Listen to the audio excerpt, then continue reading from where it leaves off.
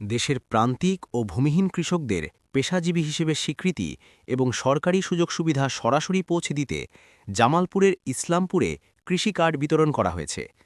মঙ্গলবার টাঙ্গাইলের শহীদ মারুফ স্টেডিয়ামে প্রধানমন্ত্রী তারেক রহমান দেশব্যাপী এই কার্যক্রমের আনুষ্ঠানিক উদ্বোধন করার পর এরই ধারাবাহিকতায় ইসলামপুরের গাইবান্ধা ইউনিয়নে এই কার্ড বিতরণ সম্পন্ন হয়। জামালপুর জেলা প্রশাসক মোহাম্মদ ইউসুফ আলীর সভাপতিত্বে প্রধান অতিথি ছিলেন বেসামরিক বিমান পরিবহন ও পর্যটন প্রতিমন্ত্রী এম রাশিদুজ্জামান মিল্লাত। মুখ্য আলোচক ছিলেন ইসলামপুর আসনের এমপি সুলতান মাহমুদ বাবু।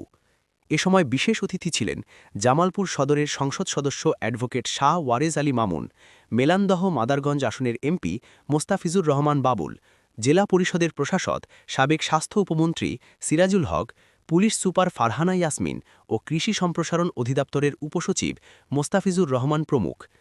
কৃষি কার্ড বিতরণ হওয়ায় সাধারণ মানুষের মধ্যে উৎসবের আমেজ বিরাজ করছে।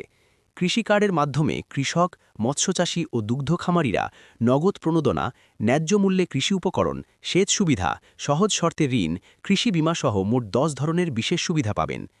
পেশাজীবী হিসেবে কৃষকের স্বীকৃতি প্রদান, আয় বৃদ্ধি এবং ভর্তুকি বিতরণে স্বচ্ছতা নিশ্চিত করাই এই উদ্যোগের মূল লক্ষ্য।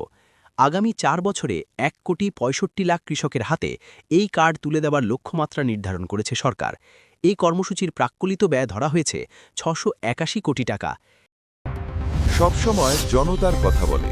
আপনারা দেখছেন অনলাইন ভিত্তিক সংবাদ মাধ্যম ইনফো বিডি 24।